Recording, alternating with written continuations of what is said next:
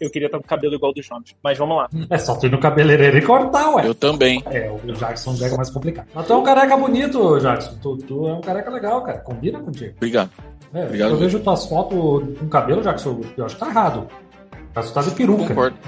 Combina com a personalidade. O Jackson é tipo o The Rock do agenciamento de carga, cara. Então, tatuagem aqui. Obrigado. Calça, É um baita elogio, sim. E olha que eu nem tô contando frete com ele, cara. Eu tô mais pra tio Chico, né? Porque eu tô gordinho, a gente carga, mas tudo bem. Fiquei sabendo disso, hein? A sua colega, que eu não vou citar não, porque eu não sei se ela vai gostar, ela falou assim que tu tá mais fofinho agora, hein? Fofinho, Tu curte uma pandemia pra ficar bombado, né? As companhias aéreas já me cobram extra na hora de embarcar eu. Mas assim, convenhamos que o bom do homem é que nem vinho, né? Com a idade ele vai melhorando bastante. Tô esperando. Tu tá legal. Minha esposa falou assim, que ela viu minhas fotos com 18 anos, ela falou, não, eu não ia ficar contigo com 18 anos de idade. Ela foi me conhecer só perto dos 30, né? Graças a Deus. Não, mas quando eu vejo as minhas fotos com 18 anos, eu falo, rapaz, que isso? E tu, Yuri, era bonitão com 18 anos de idade? Não, continua feio. Meio que virou vinagre, sabe? Nossa, abriram antes. Ficou demais? Ficou. Reservaram demais o negócio.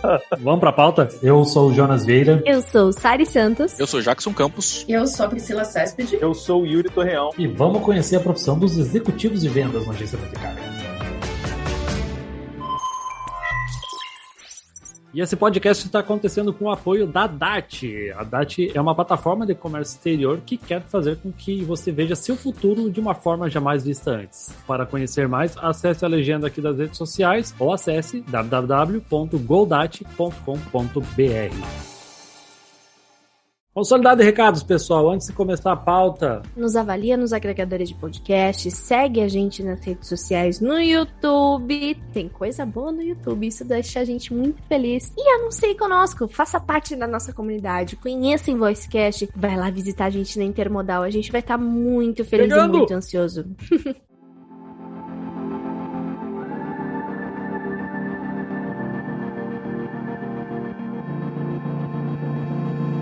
Saudações, movimentadores da balança comercial ao Voicecast.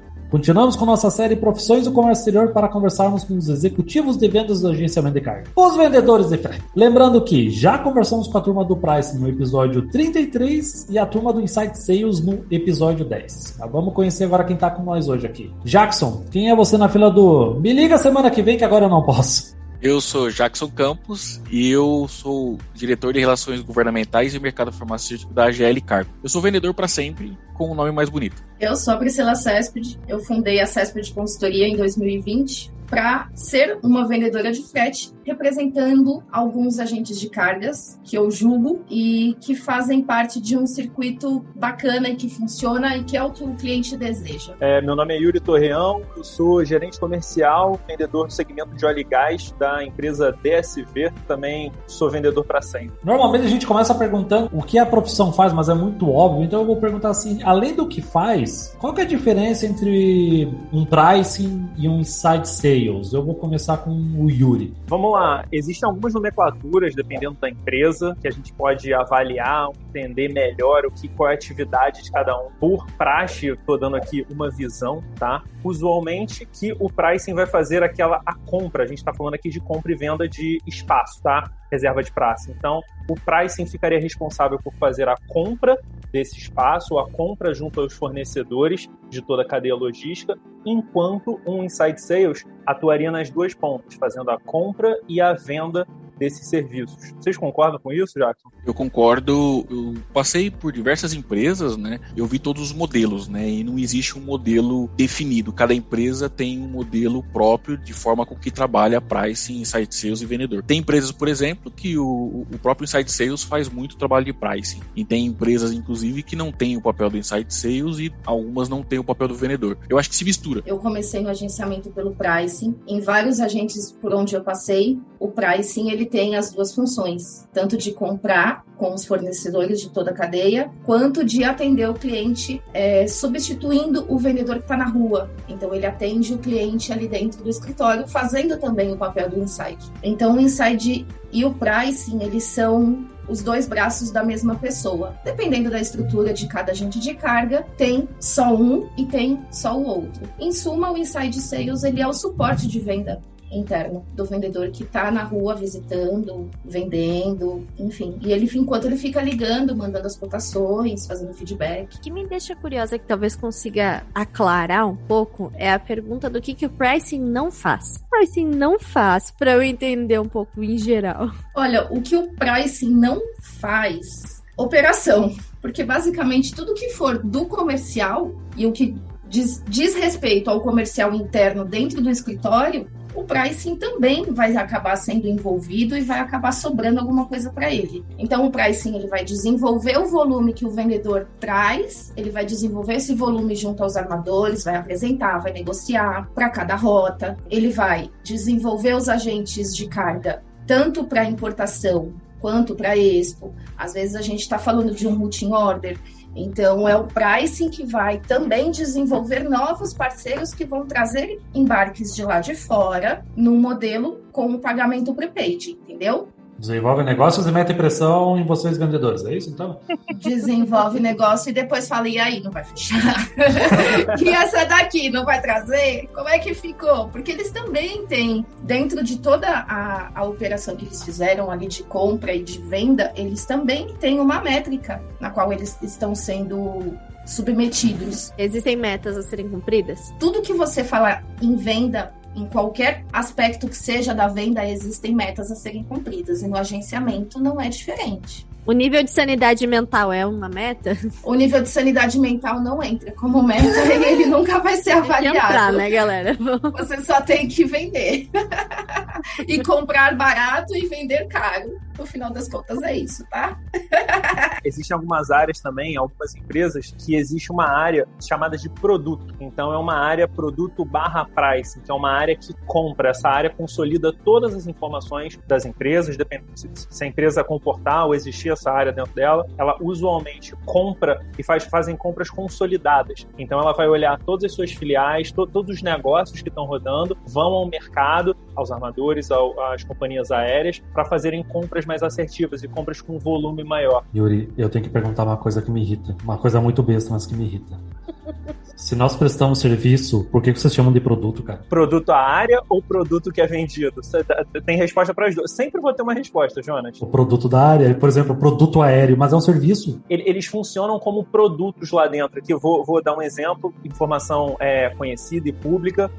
Todos os produtos que a gente está vendendo, por mais que ele seja um serviço, a gente pode acoplar ali dentro vários produtos. Tipo? Então, quando a gente está chamando de um produto aéreo, a gente tem o frete e a gente tem serviço. Handling nas duas pontas. Serviço. Todos eles são serviços. Perfeito a sua explicação. Então, velho, por que vocês chamam de produto? É como se fosse um menu, você tá incluindo outros produtos ali dentro. Me dá um nervoso chamado de produto? Algumas áreas fazem isso, bancos, por exemplo, fazem isso o tempo inteiro, né? Eles chamam dentro do banco produtos e... Minha esposa é bancária e eu brigo com ela também. Exato, e copia-se do modelo internacional, né? Então depende de cada... Na empresa anterior que eu tava, eu era head de produto. O que deixa claro que eu não tenho nada pra fazer, a não ser reclamar desse tipo de coisa. Porque tudo, assim como eu disse antes, tudo que é vendido, existe uma métrica de metas. Tudo que é vendido, independente de ser um produto físico ou um serviço, você chama o que você vende de produto. Mesmo ele sendo intangível, independente. Eu vou seguir em frente, cara. Eu vou chamar contadores pra gente conversar sobre isso. Aqui na Invoice Content é proibido chamar nossos serviços de produto, hein? Meu Deus do céu, Sara, tu não me inventa isso, tá? Cada chefe com a sua regra, quando a né, gente sabe que ele não gosta, que a gente faz de propósito. Fazer outra pergunta aqui, então. Entre os executivos de vendas, são vocês, o pricing e o inside sales. Qual desses três briga mais com a operação? O executivo de vendas, com certeza. Absoluto, assim, de longe. Essa pergunta é cabeluda. Óbvio que é a venda, óbvio. Porque a gente traz pra operação mandar embora depois. Tá errado isso, gente. A gente morre por um cliente por 6 meses. No segundo embarque, a operação estraga tudo. E aí, logicamente, vai ter briga. Mas essa briga, ela vai ser eterna. Eu tenho uma opinião sobre o assunto que existe, claro, existem alguns memes que inclusive brincam com isso, que é da operação olhando para o comercial, dizendo que fez alguma coisa que não era para fazer, que todo mundo conhece aqui. Da mesma forma que existem memes do comercial falando de operações. Eu acredito que as áreas que acabem entrando mais em conflito sejam as áreas, esse comercial, esse executivo comercial, que não é um produto, tá? É uma pessoa, tá, Jonas? Obrigado. O executivo comercial e a área de operações por às vezes não estarem em sintonia, tá? Mas eu acho que acontecem brigas sim. Por mais que a gente passe toda a instrução do perfil do cliente para a operação antes do primeiro, do segundo embarque, o que é que foi negociado, o que é que foi conversado, sobre quais contrapartidas nós, vendedores, conseguimos trazer esse embarque para casa, independente da gente informar tudo isso para a operação, vai chegar um momento em que todas essas informações elas acabam passando batida. Não é pela questão da pessoa ou pela questão do profissional ser excelente ou não. É uma questão de que a rotina do dia a dia, em algum momento, ela acaba fazendo com que a gente se perca nas informações. Então, é natural. E aí depois você volta e lembra, fala, gente, mas eu avisei que a gente precisava de tal coisa e isso era fundamental. E vai se perder. E aí é que comecem os jogos. Era open top, contei dry, né? Eu vou dar um tapa na cara dos vendedores aqui e o personal vai começar a me amar. Mas tem um ponto interessante que depois de muitos anos vendendo frete e 21 anos vendendo outras coisas que não são frete, que eu acabei aprendendo e depois eu acabei conseguindo levantar isso de maneira estatística, é que os problemas operacionais normalmente eles acontecem por causa de vendas mal feitas. Então, os vendedores não fazem vendas bem feitas, não fazem vendas completas e depois os problemas operacionais acontecem. Normalmente porque faltou explicar um detalhe, normalmente porque faltou falar para o cliente um detalhe, ou porque faltou passar uma informação, ou porque até a operação não viu uma informação. Mas quando o vendedor faz uma venda bem feita e explica todos os detalhes para o cliente, o que pode acontecer, o que não pode acontecer, e quais são as surpresas que o embarque pode ter, e quais são os riscos que a gente vai ter que gerir junto, normalmente esse cliente ele fica satisfeito independentemente se há ou não um erro durante o processo. Quando a venda é bem feita, quando a aproximação é bem feita, e o cliente está afim de comprar, porque também tem aquele cliente que toma aí para você e vai para você parar de mexer o saco, e aquele cara tá comprando, né? Porque assim, tem cliente que comprou de você e tem cliente que você vendeu, são coisas diferentes, né? Tem aquele cara que te procura e ele ia comprar independentemente se você é o pior vendedor que tem no mundo. E tem aquele cliente que você, de fato, como a Priscila falou, tem que trabalhar, tem que ficar em cima, tem todo um approach, toda uma estratégia, e esse cliente normalmente fica, né? E é claro, tem aqueles clientes que são leiloeiros e trabalham com qualquer um também, não vou entrar nesse ponto aqui, mas quem tá ouvindo, por favor, reflita. Se a venda for bem feita, dificilmente vai haver um problema operacional depois. Inclusive, isso que você comentou, Jackson, ele faz uma ponte para a pergunta que seria a próxima mesmo, que é relacionado a relacionamento, sim, grande. Como que é essa questão com o cliente? O Inside Sales, ele é a pessoa que o cliente não quer ouvir, é aquele que quando ele olha no celular, ele já desliga a chamada? Ou o bom Inside Sales é aquele que ele quer conversar? Como que funciona? Depende, né? Não tem figura pronta, não tem fórmula pronta. É claro que o vendedor que ele tem autoridade e que ele sempre acerta, no sentido de sempre dar informações concisas, sempre leva informação certa, seja problema, não seja problema, o cliente vai atender de um jeito. Se é aquele vendedor que não tem argumentos, que não consegue conversar, que não é afiado, o cliente não vai dar muita atenção para ele, né? Então não existe uma fórmula certa, né? Cada empresa tem um jeito e cada vendedor é um vendedor. Não existe uma fórmula, mas existem vendedores que fazem um trabalho diferente de outros e que acabam saindo daquela regra geral do standard. Então o calendário é só um investimento? Não, o calendário é bobagem. Tenho certeza que alguns clientes meus vão estar ouvindo aqui o podcast e dificilmente alguém vai falar que ganhou um calendário meu. Eu não mando brinde, sabe? Eu não entrego essas coisas, porque assim, é claro, se o cliente falar, vamos almoçar, é importante, né? Mais do que isso, a gente já tem que considerar que começa a partir pro lado errado, mas é um almoço, é normal, uma coisa aberta, pública pra todo mundo, né? Uma coisa que seja comum, beleza. Agora, o brinde, assim, ele é um detalhe muito secundário, sabe? O cliente não vai olhar um brinde e falar, eu vou fechar com esse dinheiro por causa do calendário. Não os bons clientes. O Jonas deixa de fechar porque ganhou o calendário. Ele não gostou do calendário, é diferente. Não, se o calendário não tem o mês anterior e o próximo, eu nem coto o frete. Não, nem sacanagem. Se não é por semana o calendário, eu nem compro. Jonas, e se a abordagem for de parceria estratégica? Parcerizar, cara. Parceria. Nossa! Vamos iniciar uma parceria. Cara, é que o Yuri me conhece bem, cara. Eu troco muita ideia que a gente sabe que me dá ranço de ouvir, cara. Mas vamos. São coisas que eu tiro do vocabulário dos vendedores que trabalham comigo. A parceria é uma delas. sabe? Aqueles e-mails prontos onde o pessoal escreve: bom dia, favor notar. Isso não pode existir num... Exato, isso não pode existir no vocabulário de um vendedor de alta performance. Eu respeito os outros vendedores que trabalham dessa maneira, empresas que trabalham dessa maneira. Tenho até amigo. Eu tenho até amigos, inclusive. Eu tenho amigos que são. Exato, eu tenho amigos que são, eu treino, né? Muitos deles compraram o meu livro, inclusive. Eu vou aproveitar para fazer o meu merchan aqui, né? Clique no link patrocinado abaixo.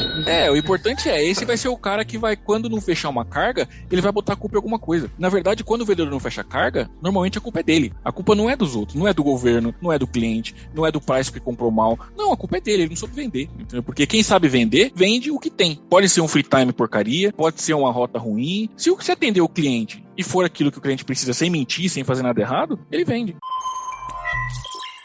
Cotidiano do trabalho, como é que é um dia comum nessa profissão? Pensa assim, tu tá chegando no trabalho, quais são teus momentos de alegria, de ranço, onde é que tá o momento da pressão, onde é que dá mais conflito? Vamos lá, você usou um termo interessante que é quando você tá chegando no trabalho. Não vou nem falar a diferença de home office ou não, tá? Mas usualmente esse tá chegando no trabalho, por vezes pode não ser o escritório, pode ser o home office, agora a situação atual, e também pode ser uma visita no cliente, pode ser uma viagem, pode incluir uma sequência de viagens. Então, muitas vezes como é que vai ser o dia, acaba sendo um dia um pouco mais diferente de um dia, um emprego de 8 às 5, que você pega, entra no escritório, executa e faz hora extra ou não, e depois encerra. Tem uma rotina um pouquinho diferente. É verdade, Priscila? A rotina de vendas, especialmente, sendo no frete ou em qualquer outra área. Eu venho da área de vendas desde 2002. Então, já passei por muita loja de shopping, já passei por loja de carro, já vendi tudo que foi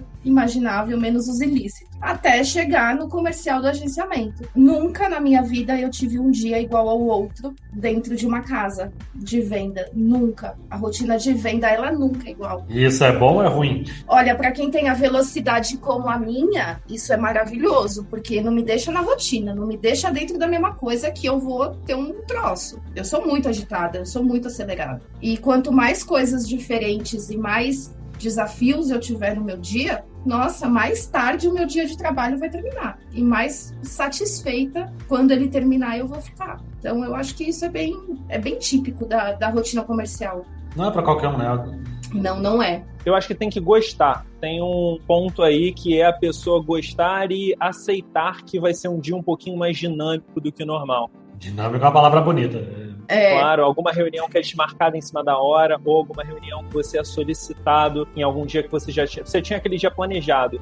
Aceitar que o seu dia pode ser diferente do que você planejou e você lidar bem com isso, eu acho que é uma característica importante aí, focando nos estudantes que querem ir para essa área. Tem gente que gosta e tem gente que não gosta, Jonas. Já vi pros dois, já vi gente que gosta muito e já vi gente que às vezes fica muito nervosa, que acaba não curtindo essa adrenalina, tá? Eu sou essa pessoa, eu acho que eu não me daria muito bem, não. A operação já não tem rotina também direito, né? Mas eu vejo assim que o trabalho de vocês, vendedores, é uma loucura ainda superior em questão de falta de rotina e controle. Porque cagam muito na cabeça de vocês, né? Quando dá errado, né? Mas sem contar a questão de disciplina também, porque se não são vocês mesmos se incentivando, se colocando na ordem, mais do que qualquer outra profissão, e o pessoal hoje tem vivido muito isso no home office e tal, e realmente a disciplina 100% depende da vontade da pessoa, não adianta, né? Não, então, eu acho que a disciplina, ela depende da personalidade da pessoa. Por mais que a venda, ela seja total, sem rotina, ela exige uma disciplina até para que você consiga cumprir, começar e terminar todas as tarefas, independente se elas são pré-programadas ou se elas forem acontecendo durante o dia e você tem que lidar com elas. A disciplina, ela começa quando você sabe lidar com as diferenças apresentadas. Isso é de cada pessoa. Sobre disciplina e sobre esse conseguir cadenciar as ações que você vai fazer de responder um cliente, entrar em contato com um cliente novo, agendar alguma reunião nova. Muitas vezes você está fazendo isso do escritório, num segundo momento você está fazendo isso num carro ou quando você está num hotel, se você estiver em alguma viagem, em algum restaurante. Então as áreas que você está atuando, áreas geográficas, tá? Você pode estar em vários lugares ao mesmo tempo e, na verdade, no decorrer do dia. Você pode estar em vários lugares diferentes e você precisa cadenciar, e tem ali um funil de vendas que precisa andar, precisa estar em movimento, precisa estar com tração, e que você vai desenvolver a atividade durante o dia enquanto você está em movimento. É um mantra, né, de coaching de vendas, inclusive. A gente tem que ter disciplina para quando a gente não está motivado, porque para vendas é muito fácil a gente sentir aquele momento de frisson quando você fecha um embarque, e pra gente tem uma felicidade de vitória, mas a gente tem que saber lidar com aqueles dias que a gente não sente isso, né, que são aqueles dias ruins. E naqueles dias ruins a gente também tem que fazer aquilo que tem que fazer, como disse muito bem a Priscila, né, e aí a disciplina de ser vendedor. Como é que o vendedor faz para vender mil containers no mês, né? Se ele olhar e receber a meta de 1000 containers no mês, como alguns recebem, não é incomum esse número para algumas empresas, ele vai olhar e vai falar assim, bom, eu preciso fazer então 30 por dia. Para isso eu preciso fazer 10 ligações e conseguir 3 clientes novos. Então, beleza, então eu vou fazer esses 3 clientes novos hoje. E amanhã 3 clientes novos. E assim por diante. Isso é disciplina, né? E é isso que o vendedor precisa ter se ele quiser vender frete ou vender qualquer coisa. Vocês acreditam que é mais virtude, soft skills, ou realmente tem assim, muito estudo por trás desse trabalho de vendas? Vendas é ciência, cara. Se qualquer pessoa que souber quase nada de vendas, se ele seguir alguns passos simples, ele vai vender. Só que ele vai fazer uma venda com uma margem baixa, agregando pouca coisa, não vai ter muita coisa para oferecer, mas ele vai vender, é estatístico. Então, se ele seguir o passo 1 da maneira que tem que seguir, até o passo 10 da maneira que tem que seguir, ele vai fechar a carga, né? O ponto é, quanto mais ciência tiver, quanto mais ele conhecer o que ele está fazendo, melhor o resultado que ele vai ter no final. Então, é muita ciência. E qualquer pessoa pode se tornar vendedor, desde que ela queira. Se ela quiser ser vendedor, ela vai. Eu sou uma das pessoas que não queria ser vendedor e eu detestava fazer venda. E eu percebi que venda pra mim era bom, porque venda não dava dinheiro. E aí, quando eu encontrei Comex, eu fui trabalhar com vendas em Comex. E aí eu comecei a gostar mais de fazer isso e hoje eu só faço isso. Eu concordo com o Jackson em muitas partes e alguns poucos pontos eu discordo um pouco. Eu já peguei vendedores de maquiagem, por exemplo, que ela visualmente ela não era vendedora, mas como o Jackson disse, ela seguiu o protocolo de treinamento e ela foi seguindo todos os passos. Ela me apresentou o produto, ela fez a demonstração, ela montou a maquiagem no meu rosto, fez o teste de pele, enfim. E no final daquela venda, eu comprei os produtos que eu achei que caberiam à compra, mas o entusiasmo do vendedor e o entusiasmo da pessoa que está vendendo é diferente. Quando você está seguindo um passo a passo e você sabe que aquele passo a passo é estudado para um fechamento, é diferente de uma pessoa que conhece o mesmo passo a passo, mas que tem um entusiasmo, que tem uma vontade, que acredita naquilo que está vendendo. É muito diferente. Um vendedor, ele não vende absolutamente nada que ele não acredite, especialmente se ele não for um vendedor de alma. Então, tem diferenças. E assim como o Jackson comentou, quando você segue o passo a passo da venda, mas você não tem aquela alma, você vai fechar um ticket médio padrão. 2, 3 produtos, vai conseguir agregar uma coisa ou outra, mas você não vai ser um vendedor de alta performance, porque não tá em você ter uma alta performance. Você tá ali para fazer aquilo. É diferente de um vendedor de alta performance que ele acredita nele, que ele acredita naquilo que ele tá vendendo e assim, ele precisa que a outra pessoa absorva totalmente a sensação que ele tá passando, que ela tenha aquela compra como uma experiência de venda, não só pelo produto que está comprando, independente do que seja. Sobre o comentário do Jackson de ser ciência, concordo que seja, mas aqui falando para todo mundo, sabe quando vocês entram, vou dar um exemplo, loja, tá? Que é alguma coisa mais tangível. Quando você vai comprar um produto e você percebe que o vendedor está animado, que ele está entusiasmado, você não chega com uma vibe diferente, inclusive para comprar, que nem a Priscila falou, você não vai gastar mais na loja? Influencia, pior que influencia. Por mais cético que seja. Influencia. Então, acho que é ciência. Existe uma rotina e um drill de passo 1 ao X que pode ser seguido, mas tem um grande amigo meu que fala de o bom humor contagia. Então, quando você chega, você chega num ambiente mais leve, você sabe o que você está fazendo, você sabe o produto que você está vendendo, tá? O produto ou o serviço que você está vendendo. Você aborda uma pessoa para fazer uma venda, não dando calendário, mas quando você chega para ela e consegue conversar, mostrar que você sabe entender, mas quando você vai entender a dor da pessoa, você percebe o que a pessoa ali, ou o que um concorrente está fazendo diferente, que a sua empresa consiga fazer melhor ou vender melhor, é diferente. Tem uma conexão diferente. Isso é o querer, Yuri. Entendeu? Ter alma né?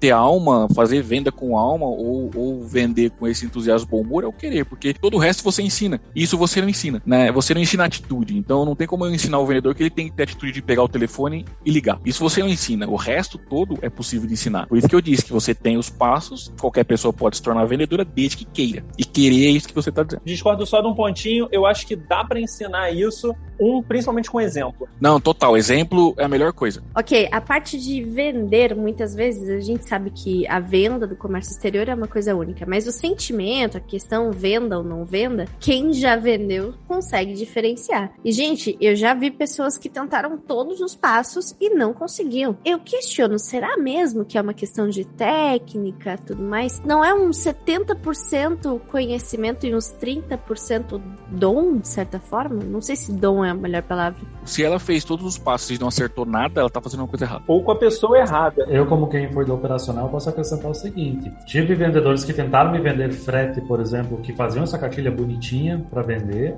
mas se ela não entendesse de logística internacional, eu ia detectar e eu não ia fechar parte. Porque não tem autoridade, né? Não tem segurança. Eu já ouvi gente falar assim, quem é vendedor bom vende qualquer coisa. Eu discordo disso. Porque assim, cara, se tu não entender do que tu tá vendendo, cara... Pode até vender, mas mal vendido.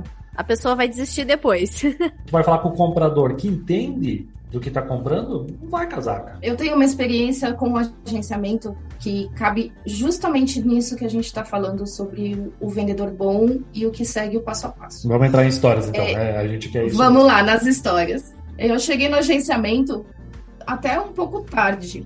Cheguei em 2018 como price. E no mesmo 2018, eu comecei a atuar como inside e depois, um pouquinho mais para frente, já no começo de 2019, eu já passei para venda externa. Enquanto eu estava como inside, eu fiquei desesperada e eu me sentia uma vendedora péssima. Eu falei, eu nunca vendi nada na minha vida. A sensação que eu tinha é de que eu nunca tinha vendido nenhuma bala na minha vida, só que em 2018 eu já tinha 16 anos de vendas e de atitudes comerciais, porque eu trabalhei com vendas até então. A diferença é gritante. Você vender um serviço é diferente de você vender um produto, um NCM. É completamente diferente. O produto marítimo é completamente de você vender um produto roupa. Óbvio, é óbvio isso que eu tô falando, mas quando você se enxerga dentro dessa situação e você se depara com todas as dificuldades de vencer as objeções do cliente que está do outro lado, principalmente quando você é iniciante, porque é facilmente detectável uma pessoa iniciante em vendas de frete, por exemplo. Ela não conhece toda a logística completamente para te dizer com firmeza, em poucas palavras, aquilo que ela tem certeza que você vai precisar. Ou que ela vai arrancar de você uma pergunta e você vai dar aquela titubeada, vai dar aquela escorregada para desligar o telefone, mas ela não vai conseguir te voltar. Então, eu tive muita dificuldade no qual é o ponto de vender frete. Quando eu descobri isso, lá para 2019, que eu entendi qual é o comportamento do cliente que compra o frete, o que ele espera, o que ele precisa e o que realmente ele fala que não é verdade, principalmente a questão de preço. Quando o cliente diz que ele só quer preço, eu posso dizer que 90% é mentira. Tem os outros 10% de clientes que realmente vão fechar com o menor porque é obrigação da empresa, ok. Mas quando você mostra outras habilidades, outros skills dentro de toda a logística, não tem o que você faça, você pode mandar um menor frete, nem sempre ele vai fechar com o menor, porque o comprador de frete, ele tem uma postura diferente enquanto cliente, de qualquer que seja o produto que ele estiver comprando depois. Achar esse fio da meada é o que torna um vendedor de frete de alta performance. Ele vai vender 1.000 containers por mês e vai fazer 3 novos clientes por dia. Concordo totalmente. Não é de uma hora para outra, mas acaba chegando nesse ponto. É que também tem o trabalho de demitir os clientes ruins, né? Essa turma que só faz você perder tempo. Cara. Gosto disso. Eu sou campeão, eu filtro demais os clientes e eu reciclo. Até atendo o cliente ruim por um tempo. Até o momento que não vale mais a pena. Por quê? E esse é um ponto interessante. Esse cliente que paga pouco ou que dá muito trabalho, ele acaba ocupando a operação do cliente que é o contrário, que é saudável e paga bem. Atrapalha o cliente que é bom, entendeu? Então eu não posso manter ele na empresa. E uma coisa que a Priscila disse que faz muito sentido é, se você mostrar para o cliente só o seu preço, ele só vai ver seu preço. Faz todo sentido, entendeu? Se ele procurar o preço é porque ele não viu mais nada. O preço, na nossa área, é diferente, é claro, quando a gente fala de business B2C, B2 e B2B, né? É muito diferente quando a gente fala de consumidor final e de empresas, mas na nossa área o preço não é fator determinante na maioria das vezes, né? O cliente olha, se ele não vê mais nada, aí beleza. Se eu tenho tudo igual, aí é preço. Agora, quando ele começa a enxergar outras qualidades, de fato, o preço acaba sendo um fator secundário. Agora eu preciso perguntar uma coisa em nome de muitos operacionais, agora vai entrar numa parte mais tensa. Eu estou pegando algumas perguntas que eu recebi lá do grupo do Telegram do InvoiceCast. Se tu quer também participar disso, é só você entrar no grupo através do post aqui, ou acha ou pede pra gente. E é claro, né, a galera lá da zoeira mandaram umas perguntas zoadas pra cá, mas eu entendi o que eles queriam dizer, tá? E aí eu vou perguntar o seguinte: acontece muito, por exemplo, assim, da gente contratar uma coisa, aí começa a acontecer umas coisas esquisitas, tipo assim, na hora de pagar veio um Petax ao invés de mais 5, veio mais 15%, o que estava em dólar veio em libra esterlina, o negócio que não era para ter transbordo teve. Não estou falando que vocês fazem isso, obviamente, mas vocês conhecem o mercado. O quanto isso é realmente erro humano, erro de sistema, ou quanto disso é malandragem? Acho que malandragem é pouco. Eu acho que tem malandragem. Eu tenho clientes que a gente cobra aí, né, não vou falar da empresa porque eu não posso falar que a empresa faz isso, mas eu tenho clientes que pagam 15% de spread porque eles não se importam com isso. Eles estão preocupados com outras coisas, entendeu? Não, tô falando de não respeitar o negociado, naquela coisa lisa, sabe? Aí a gente tem que separar o seguinte, né? Se o cliente nunca perguntou e o vendedor também nunca falou aquele negócio, né? Eu não omito, eu só não conto, né? Então, se o cliente nunca perguntou e o vendedor nunca falou e se passar, passou, eu acho que é o mais comum deles. Agora, na maldade mesmo, eu acho que é uma porcentagem pequena. Algumas vezes é erro de não passar a informação, o comercial não passar para a operação, ou o comercial passou, a operação não viu, ou o comercial passou para a operação não passou para o financeiro e assim por diante. Agora, erro, maldade mesmo, acho que é uma porcentagem pequena. Eu já conheci essas empresas maldosas, infelizmente fiz parte de uma. Foi a pior experiência da vida, ao contrário, também foi a que eu mais aprendi. O que fazer de certo, como vender certo e como vender errado. Elas existem, mas elas realmente são muito poucas e elas não se sustentam para o segundo embarque. Você faz uma, não faz dois. Mas se alguém fizer isso de maldade com o cliente e a pessoa se sentir lesada, ele não vai fazer de novo. Vai chegar um momento que ele não vai sustentar.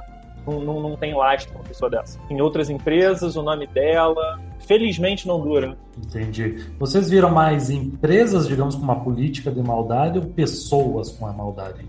Por experiência, não tem estatística? Essa minha experiência, ela foi a empresa. Era o modus operandi da empresa, era mesmo agir na maldade. O tempo inteiro. A gente chamava de marretar. Marretada é boa, gostei. Durei muito pouco, marretada é boa. Durei muito pouco, mas foi um aprendizado que transformou a minha vida depois. Que forte isso. Pra te impactar isso dessa forma, imagino quão tóxico não foi o ambiente e o quanto isso não foi normalizado por tanto tempo, né? Foi tão tóxico a ponto de eu sair de lá pedindo uma demissão avulsa, assim, que eu não esperava. E no dia seguinte eu acabei abrindo o CNPJ para poder absorver todos os clientes que eu tinha e com eles eu trabalho até hoje. É por isso que eu criei a CESP de consultoria, justamente para poder filtrar esses agentes de cargas que são bem horríveis com os clientes. E eles existem. E os clientes, infelizmente, não sabem identificar quando a maldade está acontecendo e ela é sempre muito clara, mas ela é clara de forma sucinta. E foi esse aprendizado que eu decidi carregar para minha vida. Aonde mora a maldade e, por favor,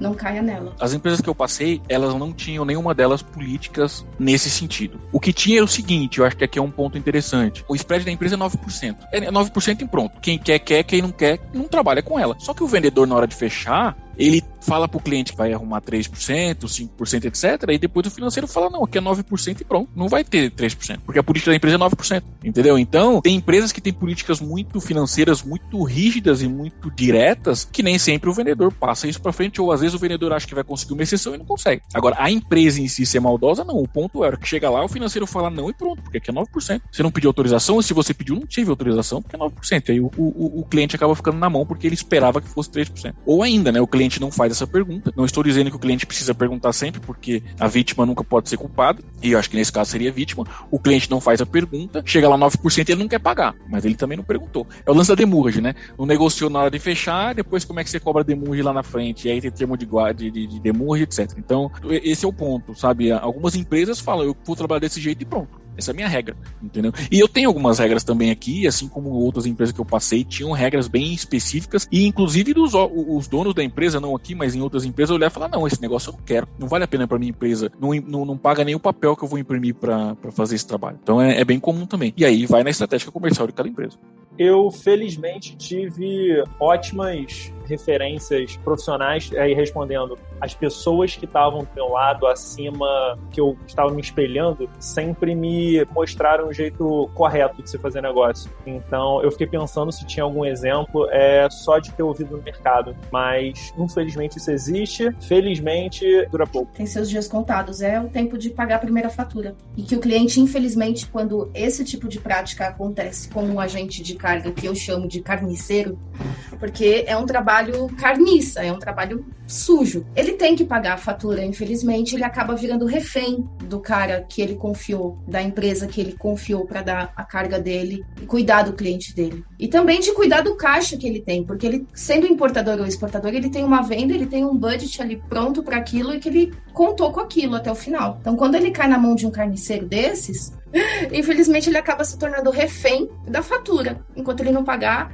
o BL dele não é liberado. E aí isso provoca uma série de problemas, porque o agente de carga maldoso vai segurar o BL até o último minuto. Enquanto você não pagar, não te libero, não vou pagar detention, não vou pagar demurge, é tudo problema seu. Até que a empresa, né, refém, acaba cedendo. Mas assim, é uma prática horrorosa. Eu sempre falo para os clientes que eles têm que tomar cuidado com os fretes que são absurdamente mais baixos do que os que ele já cotou com outros, independente. Ah, por favor, né? A galera tem que se ligar que não tem milagre em preço, né, cara? Não tem. E até para acrescentar na experiência, eu no comércio exterior comecei por volta de 2013 a ter a minha lista de geladeira de empresas de comércio exterior. Porque aí, né, comecei no comércio exterior em 2007, fui criando ódio, até que eu achei que estava na hora de eu catalogar esse ódio. Aí eu comecei a criar minha geladeira, tipo, o nome da empresa, o CNPJ dessa empresa, por que ela tá aqui? Aí eu anotava certinho o nome do processo, o que essa empresa aprontou comigo e tudo mais. E aí quando essas empresas às vezes ligavam pra mim de novo tentando fazer alguma coisa, eu falava, não vou trabalhar contigo. Por quê? Então, no dia tal você fez isso comigo e eu tô esperando você... Caraca, Jonas. Sim, eu tenho essa lista até hoje. O Jonas, ele tem o Death Note dele, ele tem praticamente ali todas as informações. Sim, colocar com empresa grande, falei aqui, ó,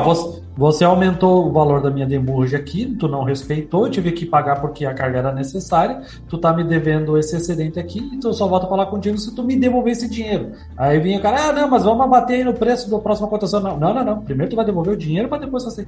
Mas aí o meu superior não vai deixar fazer. Paciência. Né? Enfim, é uma bela lista. E aí, um tempo atrás, acho que ano passado, eu comecei a consultar algumas para ver se elas existiam ainda. Não existem mais.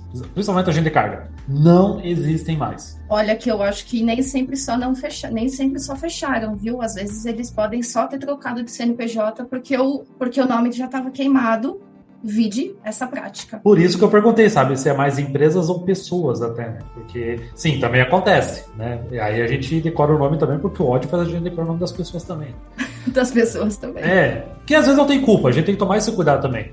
Né? Que às vezes a pessoa tá fazendo um negócio que ela não queria estar fazendo. E é foda isso, né? Tipo, às vezes a gente tem que se sujeitar a uma coisa por um tempo, né? Eu passei por uma situação similar que a Priscila contou. Apesar de eu estar na operação, eu tinha que mentir na operação. Eu ficava bem mal, eu ficava doente seguido e tal. E aí quando eu saí dessa empresa, melhorei, sabe? Passou. Porque eu não tava mais fazendo uma coisa assim muito errada. Né? De certa forma é aí que a gente acaba banalizando aquela palavra parceiro, né? Porque a partir do momento que a pessoa ela tem algo antiético e te obriga a se comportar de uma maneira antiética e fecha contigo um negócio assim, o cara não é teu parceiro. Parceiro é alguém que você pode confiar. Mas agora assim, curiosidade minha, pessoal. Mas como que a gente sente se uma pessoa, se uma empresa, se um inside sales tem esse perfil ou não? O que a gente precisa para saber se além do valor discrepante, existem coisas no comportamento que alguém mais leigo pode ser levado e pode prestar atenção antes? Nesse lugar por onde eu passei, eles tinham um checklist de caminhos a serem tomados. A maldade era tão grande que tinha um treinamento que vinha de cima para os vendedores e que todos os vendedores tinham que cumprir. E quando o embarque finalizava, o financeiro tinha também o checklist de documentação. Ou seja, tudo o que a gente vendeu na primeira etapa para trazer o cliente quando chegava no financeiro, o financeiro já mandava o próprio contrato deles, com o valor deles de BL, com o valor deles de THC e com o valor deles estipulado de spread. Então, se isso estava em contrato, o cliente, quando ele se deparava com a fatura, automaticamente entendia-se que ele não havia lido aquele contrato. E 99% das pessoas não liam o que o financeiro mandava. E aí é que morava todos os perigos. E aí, lá na venda, leia os disclaimers que tem nos documentos de cotação, nos documentos de booking, leia cada linha. Se você não concordar com aquilo, você devolve imediatamente. Não se sinta na obrigação, porque quando o cliente não lê o que tá ali nas entrelinhas, naquele textão, que ninguém tem 5 minutos para parar para ler, é ali que mora todo o perigo. Depois que eu aprendi isso, eu nunca mais deixei de ler nada. Nunca mais. Porque eu sei que ali, quanto mais textão, mais problema você vai ter depois. Quem não faz textão, te coloca em 2 linhas o que acontece e acabou. É isso, é isso, é isso. Agora, tem textão, você não vai ter tempo de ler. Letra miudinha, né? Aquela letra bem miudinha, assim. Nossa senhora. Devolve, é encrenca. Sou tão contra, sabe, esses contratos, esses disclaimers. Eu acho que a gente tem que ser o seguinte: o que eu fechei contigo, eu vou cumprir pronto, sabe? Então, eu vou dar meu jeito. E esse é o negócio. E o vendedor que é bom, ele sabe o que a empresa pode e o que não pode fazer. Ah, mas tem disclaimers que juridicamente são necessários, né? Só que tem exageros, né? Assim como, por exemplo, a gente não pode ser refém de agente de carga nenhum. Empresas que têm assessoria jurídica, né, principalmente aquelas que não precisam pagar por processos, que já tem uma assessoria, quando pegam isso, entram na justiça. Entram na justiça e liberam com mandado de segurança, né? É muito comum, cada vez mais, o cara fala assim, o spread é, sei lá, 10%, você não falou, eu vou pagar tanto, não vou, então, na justiça o cara libera com ordem judicial e pronto, entendeu? Não tem esse negócio de ficar, eu vou segurar a BL, etc. Isso cada vez menos está existindo, né? Que hoje em dia é menos comum, mas existe muito ainda o cara que realmente usa isso como fator para segurar, né? Para segurar, falar, enquanto você não pagar. E os terminais de LCL, que vão ficar loucos comigo, são os melhores para fazer isso, porque eles te mandam uma armazenagem diferente da que você negociou. Não faz isso, eu ainda quero falar com o pessoal dos terminais de LCL, cara. Eu vou chamar isso no podcast. Esquece, eles não vão te atender. Porra. O pessoal que tá ouvindo do terminal de LCL mostra que ele tá errado e vem mostra falar que com isso, prove que eu estou errado, porque na verdade o que se faz muito é o seguinte: negociou-se tudo certo, vai ter um valor lá de guia de recolhimento de armazenagem que é R$3.000, quando chega a guia de armazenagem para você pagar, vem 10. E se você não pagar naquele dia, no outro dia já entra no segundo período. E não dá tempo de negociar. Então você tem 2 opções. Ou você paga naquele dia, ou você vai pro segundo período e paga a virada do período. Então, assim, é claro que existem casos que negocia, dá tempo, etc. Mas na prática, né, a gente sabe que isso é muito mais dor de cabeça do que se fosse feito de maneira certa. Então, não é tão simples quanto a gente gostaria. Mas que dá pra resolver, dá. Eu já vi esses comebacks de terminal aí com LCL quando a carga é fechada no CIF. Quando o frete nossa, aí é caro. pago na China, aí aqui ele vai entrar no free hand. O que você pagaria 3, você vai pagar 10, 12 e acabou. E aí não tem negócio. Você vai pedir dá pra R$1, entrar na justiça também. Entra na justiça. Dá, é preço abusivo. É um preço bem abusivo. Sim, mas entra na justiça. Isso é muito frequente. Eu já vi isso acontecer. Passei bastante nervoso. Então, a gente deixa essa última parte aí para falar de conselhos para os futuros executivos de vendas, né? Mas assim, já foi dado muito conselho bom aqui no meio do caminho, então eu quero focar numa parte só. O que vocês estão vendo no futuro dessa profissão com a tecnologia? Vocês acham assim que isso está tirando o emprego dos vendedores? Está necessitando menos vendedores? Ou vocês acham que a tecnologia está ajudando vocês pra caramba a conseguir, digamos, vender mais ou vender melhor? Por vezes já ouvi comentários de tecnologia tira emprego. Discordo que, inclusive, tipo de tecnologia que usamos aqui, a gente só está conseguindo gravar esse podcast agora por um motivo de tecnologia, né? Que todo mundo sabendo usar, e aí começa a entrar uma área legal que é se especializar nessas novas tecnologias, tá? Não só ter a ferramenta, mas como a gente conseguir aplicar a ferramenta, saber o que ela faz, saber se a gente realmente precisa daquele serviço que a gente está comprando ou não.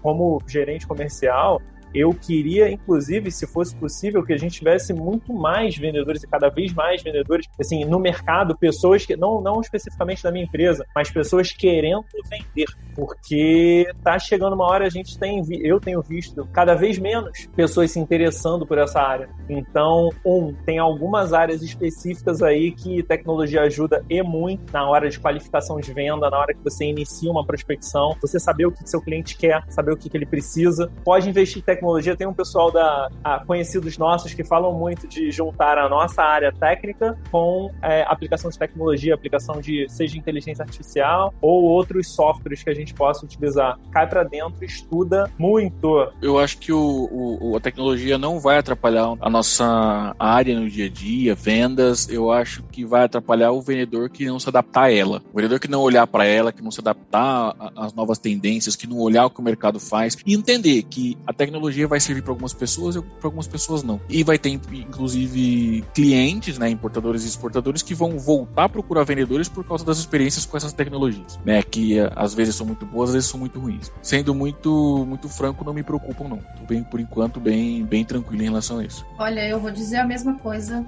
Não vejo um motivo da tecnologia atrapalhar em nada as vendas, ao contrário. Ela ajuda, não só ela ajuda, como ela te dá a opção de você querer utilizá-la ou querer que alguém te ajude com ela. É por isso que o vendedor, a figura humana, que dizem que vendedor não é gente, e é nessa hora em que o vendedor é muito mais gente ainda. Tem gente que não quer usar a tecnologia, tem gente que quer a coisa mastigada. Olha, me conta por e-mail em uma linha o que aconteceu ali. Me conta aí em uma linha o que aconteceu, o que a gente pode ver nesse sistema, o que está acontecendo com essa operação, enfim. E aí o vendedor, vulgo gente, ele vai lá e te explica, e ele te dá aquela assessoria, e ele te dá mastigado que você não teve tempo de fazer. De toda forma, a tecnologia tá ali. A gente não vai conseguir fugir dela nunca mais, graças a Deus. Vocês, em questão de tecnologia, vocês acham que vocês estão usando menos o telefone e estão usando outros meios de comunicação? E vocês não sentem isso um impacto, digamos, com o jovem que não gosta de fazer ligação telefônica? Que o jovem é do mato, né? O jovem atualmente, ele não quer fazer ligação, né, cara? Não quer. São poucos, tá? Mas não tem problema, desde que ele traga carga, eu não ligo. Esse é o ponto, sabe? É isso que a gente se adapta à tecnologia. Se o cara prospecta pelo LinkedIn e funciona, não tem problema em não ligar. Só que assim, desde que ele prove que funciona. Existe uma ciência que a gente sabe que é onde funciona. Se o cara falar assim, não, eu vou fazer desse jeito, eu não vou obrigar o cara a fazer de um jeito diferente. Se funcionar, ótimo, quem sabe a gente até não expande. O ponto é ele falar, vou prospectar desse jeito, vou prospectar de outro e não entregar nada. E aí eu vou falar, então beleza, então vamos tentar desse jeito que a gente sabe que funciona. Como ele chegou no resultado, o meio de comunicação utilizado é irrelevante, né? Exato, concordo contigo. Eu mesmo, 90% das comunicações que eu faço, inclusive prospecção, são pelo WhatsApp. Porque é muito cômodo eu falar, Jonas, é que eu sou Jackson, eu faço isso e preciso falar contigo. Que hora que eu posso te ligar? Se você não quer falar comigo, você já nem me responde, entendeu? Você às vezes não bloqueia, mas você já nem responde. Fica os 2 pontinhos azul lá e que se dane. Eu já recebi a minha resposta. Eu já sei que você não tem interesse. Por que eu vou te ligar? Próximo, entendeu? Então é muito mais fácil. O LinkedIn é a mesma coisa. Eu mando uma mensagem pro Yuri e pra Priscila menos, mas pro Jonas. Vou mandar assim, ó, eu preciso, assim, é lógico que você tem que tentar sumir, sair dos textos clichê, né? Olá, quero saber quem contrata Flash na sua empresa para que eu possa estar enviando uma apresentação e estabelecer uma parceria. Isso você não pode fazer. Mas assim, um texto que você chame atenção e o próprio LinkedIn tem ferramentas de ensino lá para aprender a fazer isso, são ótimas. O cara pode fazer essa abordagem. Se o cara viu e não respondeu, você tem a resposta. O cara não tem interesse, bola pro próximo, entendeu? Se apegar a cliente também é uma coisa muito ruim, sabe? Se o cara não tem interesse, ótimo, ele te falou que não tem interesse ou demonstrou, bola pro próximo, não perde tempo com ele que não tem interesse. Se ele for pro segundo passo e te demonstrar objeções, aí é outra coisa, você trata essas objeções. Agora, se ele falar pra você assim, não quero, tô satisfeito, não tem interesse, se você der aquela insistida, é onde vão te chamar de vendedor chato. É onde vão falar, esse cara é chato, vendedor chato do agente de carga, e fica me ligando o tempo inteiro. Por quê? Porque fica insistindo numa coisa que você não quer. Então, eu acho que sim, que as tecnologias ajudam. Eu prospecto muito pelo WhatsApp, incentivo a prospectar pelo WhatsApp, incentivo os vendedores e eu também ter o WhatsApp pessoal dos meus colegas, incentivo e dos clientes, e dos fornecedores, e dos agentes, incentivo que eles tenham os meus também. E para você ter um bom desempenho nessa área, isso é praticamente mandatório. Não é obrigatório? Claro que não. Quem não quer não vai ter, né? Quem não quer não vai dar o WhatsApp pessoal. Mas o cara tem que saber que isso tem uma consequência. Mas vocês não têm uma meta assim, às vezes, tipo assim, a gente tem que conseguir esse cliente. Vocês não têm isso às vezes? Então, e aí, digamos que essa pessoa, digamos, o jovem Jackson, que não gosta de fazer ligação, mas ele tem essa meta, ele vai ter que ligar.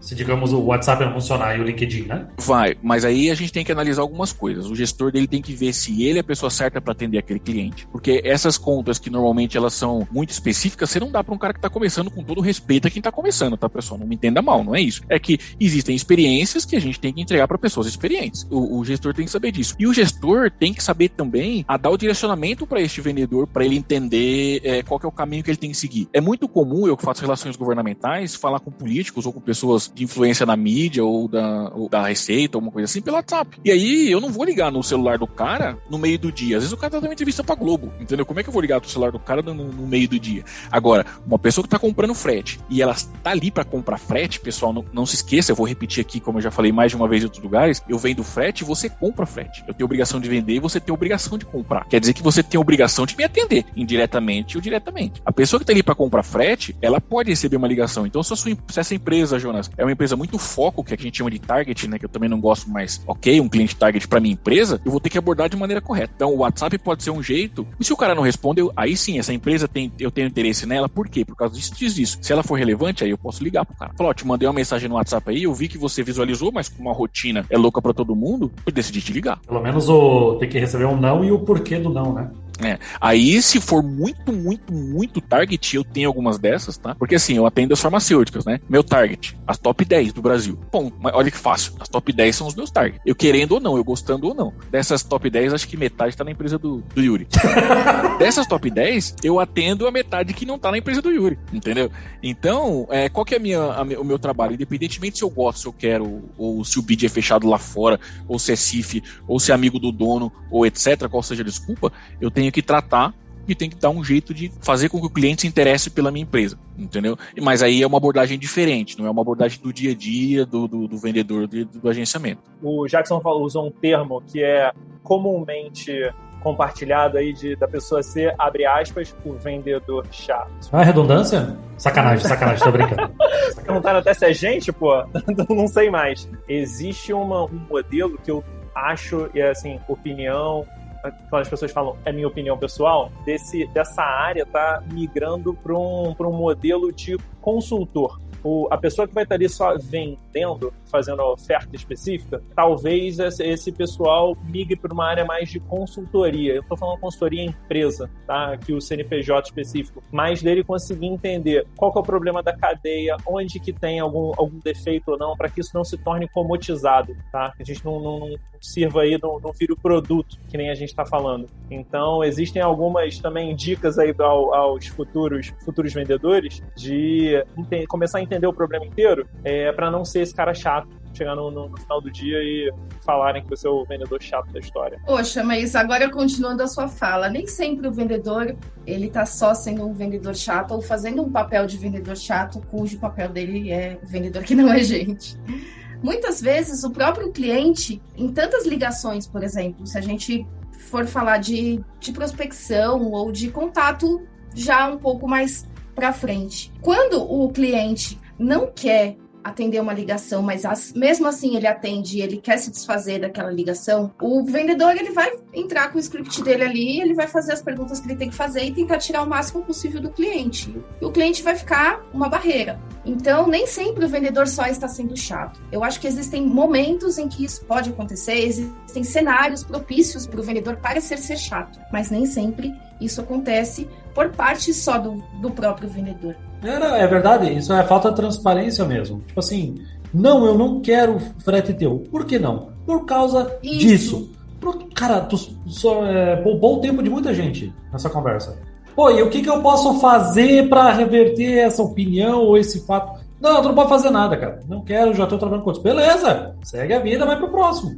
Mas claro que vocês vão. Ou então fala, olha, não quero atender ligação. Vamos conversar sempre só por e-mail. Acabou, vamos sempre só conversar por e-mail ou só por WhatsApp. A gente tem que tirar um pouco desse fardo do vendedor, acabar sendo chato, e isso acaba intimidando muitas vezes novos vendedores a serem vendedores, porque eles ficam vendo, vendedor é sempre chato. Não, não é assim. Existem as objeções, existem os desafios e as dores que a gente tem que vencer ali todo dia, mas a gente também depende muito da reação que a outra pessoa tá dando. E nem sempre a outra pessoa já te recebe logo de braços abertos e te dá super oportunidade de você ser um mega vendedor legal, entendeu? Assim, eu acho que na minha experiência de vendas de frete, nesses últimos 10 anos, são 2 ou 3 vezes eu liguei pro cara e fui muito bem recebido, ou pra mulher, ou pra quem for, fui muito bem recebido a ponto de falar, caramba, vou até ligar de novo, sabe? E assim, raríssimas. E já houve casos em que, uns 2, que o cara falou assim, não, mas beleza e tal, você tem, então eu vou fechar agora. Tipo, na primeira ligação, assim. Mas são pouquíssimos casos. São pouquíssimos. Na maioria das vezes é o contrário. Mas a culpa disso é o alto volume que tem de agentes de carga, né? Convenhamos. De carga vendendo, exatamente. E usando a mesma estratégia. Não só este, tá, Jonas? Esse é um dos motivos, mas as empresas também não sabem comprar, entendeu? Elas também não vamos dizer que só o vendedor é chato. O comprador é chato pra caramba, sabe?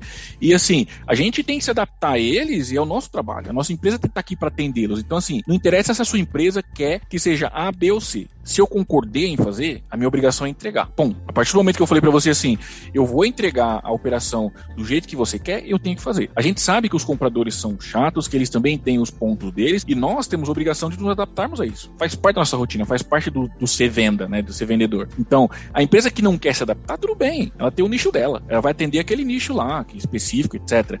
Mas o nosso papel é justamente adaptar a isso, e eles não sabem. Tem empresas que têm bons compradores, tem empresas que têm pessoas de supply chains excelentes, sistemas bons, mas do mesmo jeito que tem aí 300 milhões de agentes de carga no mercado, essas empresas representam 1% das empresas que compram frete.